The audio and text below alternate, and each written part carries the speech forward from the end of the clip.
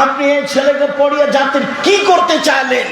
যারা ইঞ্জিনিয়ার তো তারা রাস্তাঘাটের টাকা মেরে খায়, ও হলো ধোঁকাবাজ। ওকে দিয়ে আপনি জাতির কি করতে চাইলেন?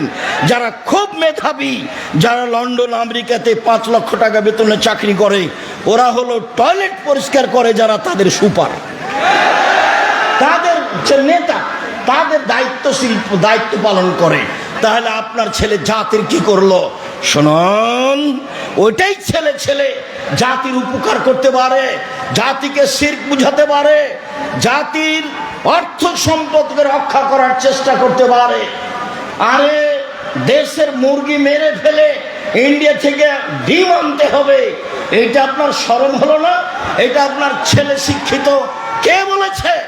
দেশের অর্থ সম্পদ, অফিস আদালত, কলকারখানা সবকিছু বন্ধ করে অন্যর কিছু আনতে হবে, অন্যের কাছে ধার করে নিয়ে আসতে হবে, তখন আপনার শিক্ষিত ছেলে শিক্ষিত? কে বলেছে? ভুল হিসাব। আরে যদি শহীদ মিনার তৈরি করি, হামজার করব। আল্লাহ রাসূল বলছেন, সাইয়্যিদুশ শুহাদা হামজা ইবনে আব্দুল মুত্তালিব, পৃথিবীর সবচেয়ে বড় শহীদ হামজা ইবনে আব্দুল মুত্তালিব। আদম থেকে নিয়ে কিয়ামত পর্যন্ত যত শহীদ হয়েছে, যত হবে আর যত হচ্ছে, সবার সর্দার হলেন হামজা ইবনে আব্দুল মুত্তালিব। শহীদ মিনার তৈরি করলে হামজার করতাম। আপনার ছেলে কি শিক্ষা অর্জন করেছে? জাতিকে ধ্বংস করেছে। সে আপনার শিক্ষিত ছেলে? ভুল হিসাব। বিদ্যা কাকে বলে না জানেন আপনি, না জানে আপনার ছেলে, না জানে আপনার মেয়ে, না জানে আপনার স্ত্রী। জাতিকে কবর দিয়ে নিজেকে শিক্ষা দেখায়েন না, জাতিকে কবর দিয়ে কল্যাণানী জাতির কথা আপনি দেখায়েন না।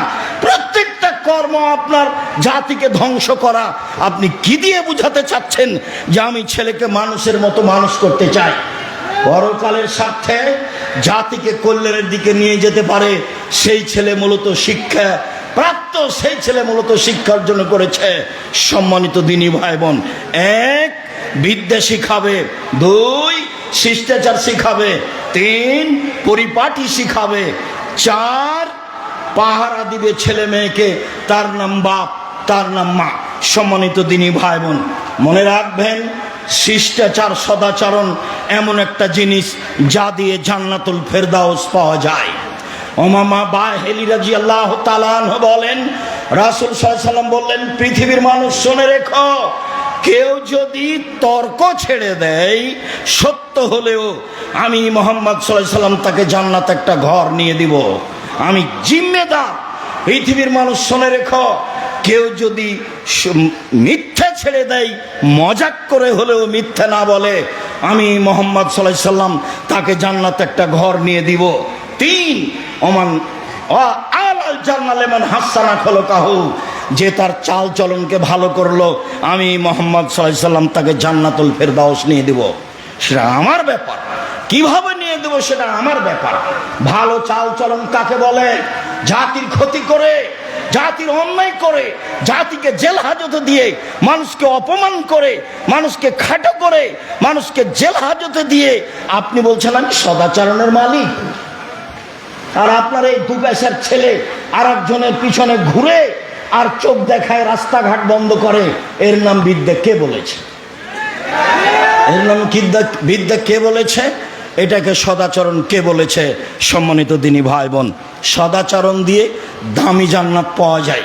আবু মুসা আশআরী রাদিয়াল্লাহু তাআলা আনহু বলেন, রাসূল সাল্লাল্লাহু আলাইহি সাল্লাম বলেছেন, পৃথিবীর মানুষ মনে রেখো, জান্নাতে কতগুলি ঘর রয়েছে খুব উন্নত মানের পদার্থ দিয়ে তৈরি, যার বাহির থেকে ভিতর দেখা যায়, ভিতর থেকে বাহির দেখা যায়, যার বাহির থেকে ভিতর দেখা যায়, ভিতর থেকে বাহির দেখা যায়, খুব উন্নত মানের পদার্থ দিয়ে তৈরি, টকটক করছে, ঝকঝক করছে।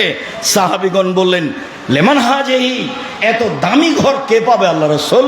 তখন আল্লাহ রাসূল বললেন, লেমান আলানাল কালামা, যার স্বভাব ভালো সে পাবে। রাসূল সাল্লাল্লাহু আলাইহি ওয়াসাল্লাম বলেন, পৃথিবীর মানুষ শুনে রেখো,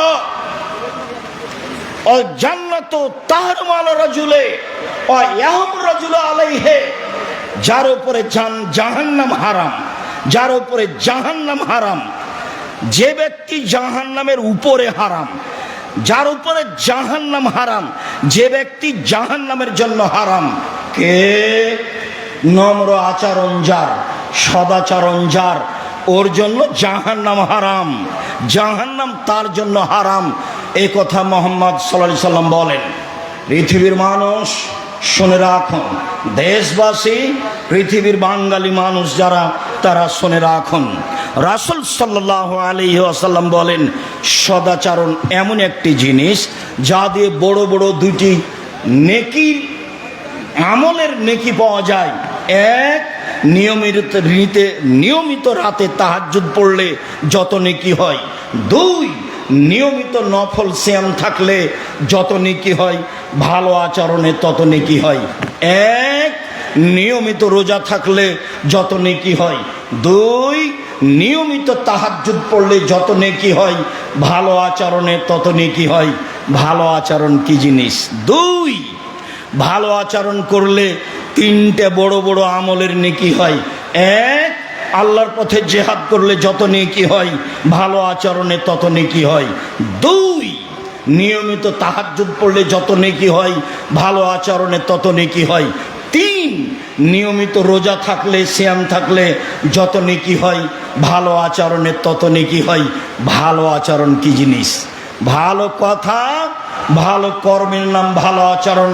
ভাইয়ের সাথে গন্ডগোল করে যে, তার ভালো আচরণ নয়। জায়ের সাথে গন্ডগোল করে যে, তার ভালো আচরণ নেই। মানুষকে জেল হাজতে দেয় যে, তার ভালো আচরণ নেই। দলীয় দাপট দেখায় যে, তার ভালো আচরণ নেই। বংশীয় ক্ষমতা দেখায় যে, তার ভালো আচরণ নেই। শ্বশুরের কাছে যৌতুক নেয় যে, তার ভালো আচরণ নেই। বোনকে জমি দেয় না যে, তার ভালো আচরণ নেই। এরা সব শয়তানি আচরণের মানুষ। 10 বছর হলো বাপ মরা, এখনো বোনকে জমি দেয়নি, আবার তাহাজ্জুদ পড়ে, ও আবার হজ করে। ভালো আচরণ কাকে বলে? সম্মানিত দিনী ভাই বোন, বলছিলাম চারটে জিনিস আছে যার, সব কিছু আছে তার, ইহকাল আছে তার, পরকাল আছে তার। চারটে জিনিস আছে যার, জান্নাত আছে তার। চারটে জিনিস আছে যার, ইহকাল আছে তার, পরকাল আছে তার। এক, হিফজ আমানাতিন, আমানতের রক্ষা। দুই, হুসন খালিকাতিন, ভালো আচরণ, ভালো আচরণ যার, জান্নাত তার। তিন, সিদক হাদিসিন, সত্য কথা, সত্য কথা যার, জান্নাত তার। চার, ইফাতিন বিতওয়ামাতিন, বৈধ রুজি। ছেলেরা শোনো, আমার কথাটা মনে রেখো। আমি চকলেট বিক্রি করে খেতে বলিনি, আমি বলেছি প্রয়োজনে চকলেট বিক্রি করে খাবো, মানে সবচেয়ে কম পয়সার ব্যবসা। লোন নিয়ে ব্যবসা করতে রাজি নই। পয়সা উপার্জনের চারটা পথ ভুলে গেলে মনে হয়। এক, দিন মজুরি। দুই, চাকরি। তিন, জমি চাষ। চার, ব্যবসা।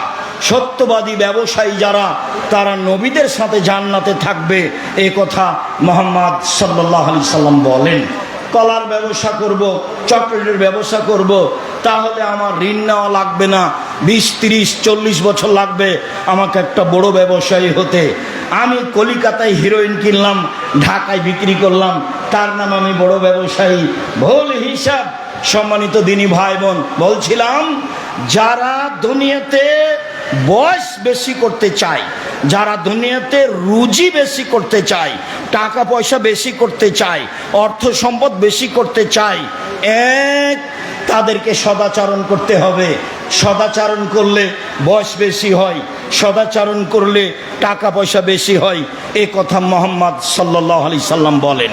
তিনি বলেন, মানুষ দোয়া করে তার ভাগ্যের পরিবর্তন ঘটাতে পারে। হাত পরিষ্কার করে ধুইলে, মাস্ক লাগালে করোনা ধরবে না, এ কথা মিথ্যা। আমি কোনোদিন 1 মিনিটের জন্য করোনা মানিনি, কোনো জায়গায় আমি মানিনি। আমি ঢাকায় এক লোককে দেখতে গেছি, তোর ছেলে মেয়ে বলছে হুজুর ভিতরে আসেন না, হুজুর ভিতরে আসেন না, হুজুর ভিতরে আসেন না, আপনারা বেঁচে থাকেন এটাই কামনা করি। নাই ছেলে থামো, তোমার বাপের গায়ে হাত দিয়ে দোয়া পড়বো, এতে যদি আমাকে করোনা হয় আমি বলবো না তোমার বাপের কারণে হয়েছে। আমি জানি রাসূল সাল্লাল্লাহু আলাইহি ওয়াসাল্লাম বলেছেন, পৃথিবী সৃষ্টির 50,000 বছর পূর্বে আমার জন্য 4টা জিনিস লেখা হয়েছে, পৃথিবীর প্রত্যেকটা মানুষের জন্য লেখা হয়েছে। এক, মরণ। দুই, জীবন। 3 রুজি, 4 রোগ ব্যাধি।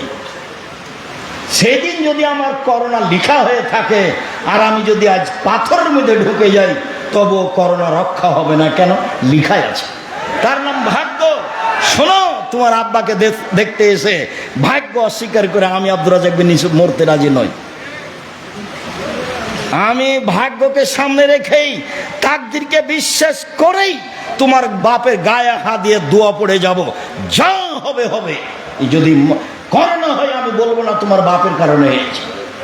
পৃথিবী সৃষ্টির 50,000 বছর পূর্বে লিখা ছিল, তাই হয়েছে। পৃথিবীতে দুয়াই আপনার তাকদীর পরিবর্তন করতে পারে, ভাগ্য পরিবর্তন করতে পারে, অর্থ সম্পদ বেশি করতে পারে, জীবনের সুখ শান্তি আনতে পারে। সম্মানিত দিনী ভাই বোন, শুনুন, সহজে জান্নাত যাওয়ার পথ: 1, সচ্ছল অসচ্ছল অবস্থায় দান করতে হবে। 2, রাগ দমন করতে হবে। রাগ দিয়ে কোনো কাজ নিতে হবে না। কাজ মিনাল গাইজ, রাগ দিয়ে কোনো কাজ নিতে হবে না। ভাইয়ের সাথে হোক, বোনের সাথে হোক, চাচার সাথে হোক, দলের সাথে হোক। আমি তো দেখেছি খুব, যারা আমাকে গালি দেওয়া শুরু করে তারা আমার মা বোন দিয়ে শুরু করে। এরপরে যখন তার গালি দেওয়া শেষ হয়, কথা বন্ধ করে, তখন আবার আমি রিং দিয়ে বলি, ভাইজান আর কি কোনো গালি ছিল বা আর কিছু বলবেন কি? আমি তার গালির প্রতিবাদ করতে হবে, এই পাতা আমি কোনোদিন পড়িনি। আমার জীবনে বড় ত্যাগ। 1, মানুষের প্রতিশোধ নেব না ইনশাআল্লাহ। 2, মানুষের পিছনে কথা বলবো না, অর্থাৎ বদনাম করব না। দেখি কি হয়, আছি তো ঠিকই। 1 মিনিটের জন্য কোনোদিন দল মাঝাবের কথা বলি না, কোনোদিন সরকারি হিসাব করি না, কোনোদিন কোনো মাওলানাকে নিয়ে হিসাব করি না। ওর যা ভালো লাগছে বলে যাক। আমার মাথা ধুয়ে ছেড়ে যদি দেয় তবু আমি তার বিরুদ্ধে কথা বলবো না। আমাকে যদি ধুয়ে ছেড়ে দেয় তবু আমি তার বিরুদ্ধে কথা বলবো না। সেই পাতা আমি পড়ি না। সদাচরণ, সম্মানিত দিনী ভাই বোন, সদাচরণ দিয়ে দামি জান্নাত পাওয়া যায়। সদাচরণ মানে নাকি? সাহাবীগণ বলছেন, আল্লাহ রাসূল, সবচেয়ে আল্লাহর দেওয়া বড় নিয়ামত কি? তো আল্লাহ রাসূল বললেন, সদাচরণ। 2 হাত নিয়ামত, তবে সবচেয়ে বড় নয়। 2 পা নিয়ামত, তবে সবচেয়ে বড় নয়। অর্থ সম্পদ নিয়ামত, তবে সবচেয়ে বড় নয়। ছেলে মেয়ে নিয়ামত, তবে সবচেয়ে বড় নয়। সবচেয়ে বড় নিয়ামত হলো সদাচরণ। জাতিকে বুঝাতে পারলাম না সদাচরণ কি জিনিস। রাসূল সাল্লাল্লাহু আলাইহি সাল্লামকে জিজ্ঞাসা করো, আল্লাহ নবী, পাপ কি জিনিস, নেকি কি জিনিস? পাপ কি জিনিস, নেকি কি জিনিস? আল্লাহ রাসূল বললেন, নেকি হলো সদাচরণ। তখন তিনি বললেন না নেকি হলো হজ। তখন তিনি বললেন না নেকি হলো রোজা। তখন তিনি বললেন না নেকি হলো কোরআন তেলাওয়াত। তিনি উত্তরে বললেন, নেকি হলো সদাচরণ। আবু হুরায়রা রাদিয়াল্লাহু তাআলা আনহু বলেন, রাসূল সাল্লাল্লাহু আলাইহি সাল্লাম বলেছেন, সদাচরণ, আল্লাহ তাআলা বলেন, সদাচরণ রহমান থেকে নির্গত হয়েছে। সদাচরণ রহমান থেকে নির্গত হয়েছে। আল্লাহ তাআলা বলেন, সদাচরণ, মান ওয়াসালাকে ওয়াসালতুহু, তোমাকে যে নিবে আমি আল্লাহ তাকে নিব। ওমান কাতাকে কাতাতুহু, তোমাকে যে ছেড়ে দিবে আমি আল্লাহ তাকে ছেড়ে দিব। দলীয় দাপট দেখিয়ে একদিন বসবাস করেছে যে, তার সাথে আল্লাহ নেই। চাচাকে চাচিকে, ভাইকে বোনকে অপমান করে দিন কাটিয়েছে যেই, তার সাথে আল্লাহ নেই। আপনাকে এটা বুঝে নিতে হবে। ক্ষমতা দেখিয়ে, অর্থের যে কোনো বিদ্যার যে কোনো ক্ষমতা দেখিয়ে বসবাস করেছে যে, তার সাথে আল্লাহ নেই। সদাচরণ, তোমাকে যে নিবে আমি তাকে নিব। সদাচরণ, তোমাকে যে ছেড়ে দিবে আমি তাকে ছেড়ে দিব। আয়েশা রাদিয়াল্লাহু তাআলা আনহা বলেন, সদাচরণ আরশ ধরে এভাবে ঝুলন্ত অবস্থায় আছে। সদাচরণ আল্লাহর আরশ ধরে ঝুলন্ত অবস্থায় আছে। এর থেকে বলে, পৃথিবীর মানুষ শুনে রেখো, মানুষ সালেনি ওয়াসাহুল্লাহ, যে আমাকে নিবে আল্লাহ তাকে নিবে। ওমান কাতানি কাতাহুল্লাহ, আমাকে যে ছেড়ে দিবে আল্লাহ তাকে ছেড়ে দিবে। সদাচরণ নেই যার, আল্লাহ নেই তার। সদাচরণ নেই যার, আল্লাহ নেই তার। সদাচরণ আছে যার, আল্লাহ আছে তার। ভালো চাল চলন যার, আল্লাহ আছে তার। ভালো চাল চলন নয় যার, আল্লাহ নেই তার। সম্মানিত দিনী ভাই বোন, আবু মুসা আশআরী রাদিয়াল্লাহু তাআলা আনহু বলেন, পৃথিবীর মানুষ শুনে রেখো, আল মুমিন লিল মুমিন কাল বুনিয়ান, সদাচরণ দেখা চালানোর বাস্তবায়ন। সদাচরণ, পৃথিবীর মানুষ শোনা, এই যে সদাচরণ একটা আর একটার মধ্যে ঢুকে গেল, এর নাম সদাচরণ। যারা এইরকম থাকতে পারে না তার ভিতরে সদাচরণ নেই।